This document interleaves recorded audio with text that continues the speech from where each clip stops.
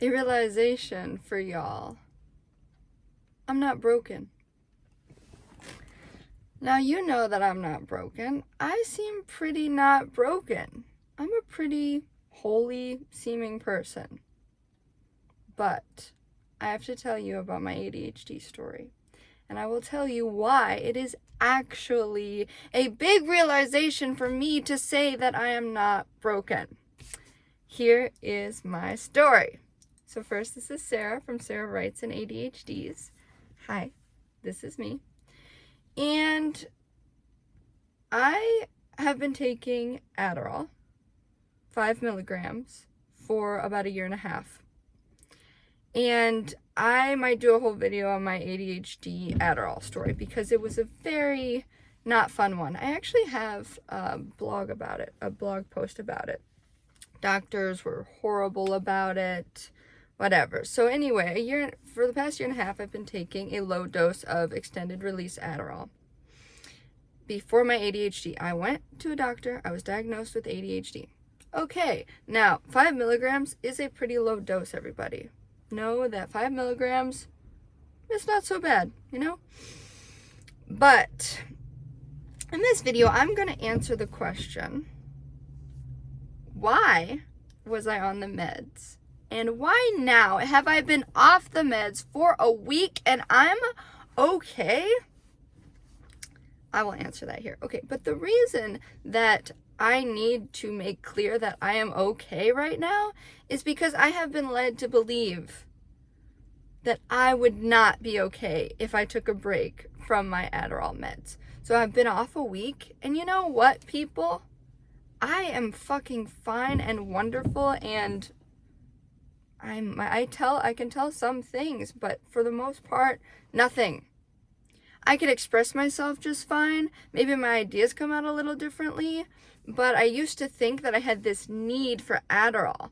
And with someone with ADHD, it's not like you can't function without your meds. Now, for some people, maybe if you're taking a very high dosage, you get so used to it, then it gets pretty bad. And I have read stories of people that are like, I get off my meds and I can't do anything. My case is a little different. But the question that I want to answer on this channel is, do I really need them? And why am I off my meds and doing fine?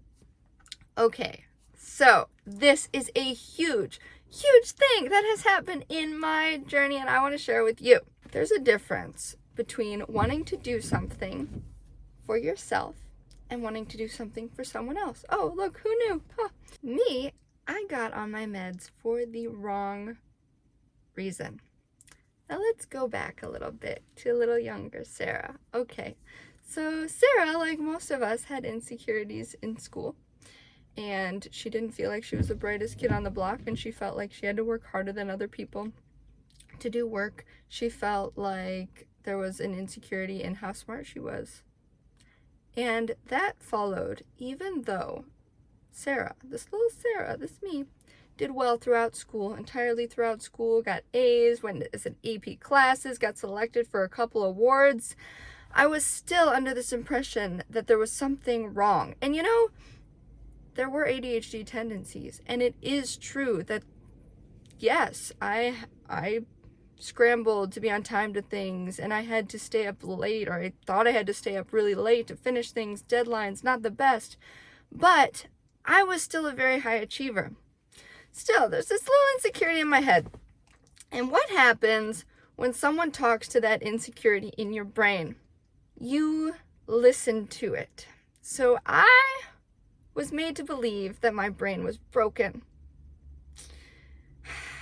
I was made to believe that I couldn't function without some sort of meds. And why? How? What? Okay, I only say so much, but I've lived with someone, was in a partnership with someone who, insulted my brain. He called me stupid. He told me my brain was broken. He told me I didn't listen. He told me that I was incompetent. He made me want to feel like he was the one that could do everything and I just couldn't. Like, he literally tried to break me.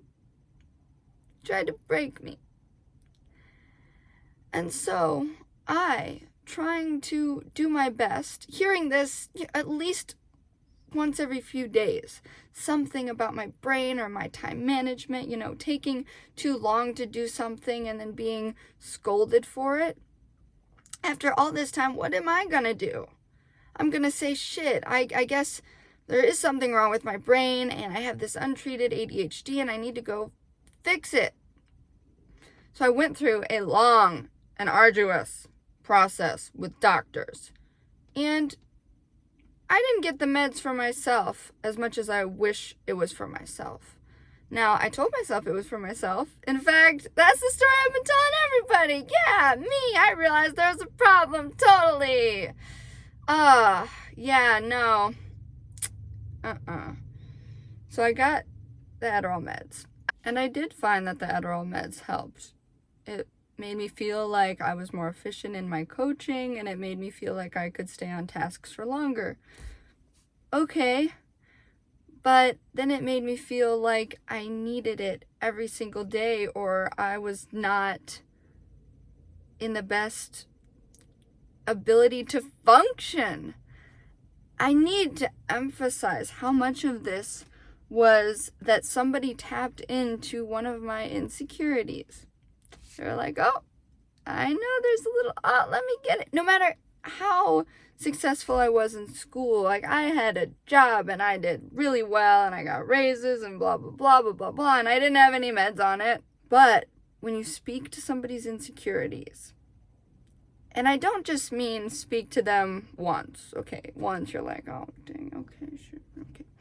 But if you're like pounding negativity into someone to make them feel that they are less than, that you have to rely on them to function, and I'm talking about like household chores, like, oh, you don't finish this fully before you go to the next thing, and all the drawers are all open, and goodness, it's time to leave, and you just you say 10 minutes, but then you take 15, like, where's your time management? And you got distracted. Your brain, what's wrong with your brain? Your stupid brain. You stupid person. Yeah, it kind of gets to you. But this is a positive story, really. And I want to distinguish and discern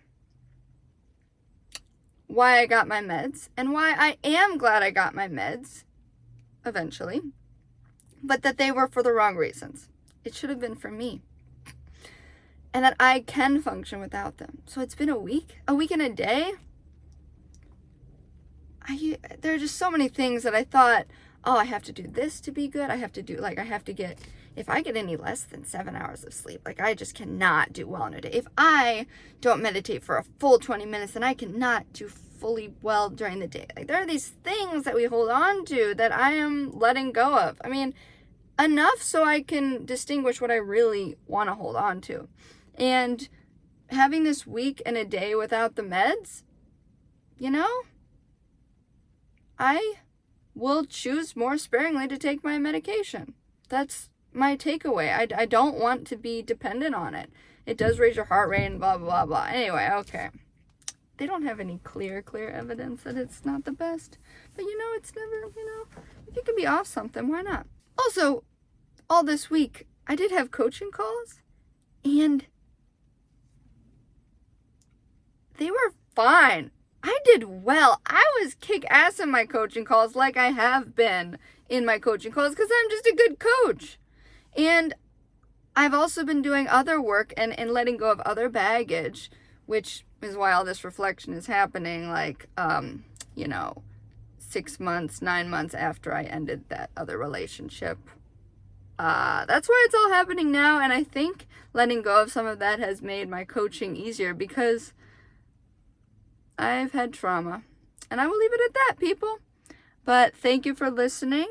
I'm going to be posting a little bit more on here, but also I have another channel, and I'm going to route people from that channel to this channel, and also, yeah, that channel is called Your Ideal Self. It has like 830 subscribers, woot! And there's a reason I haven't been posting on there and why I chose to create a new channel, which I will tell you at some point in the future. But until then, subscribe, and thanks for joining my tribe.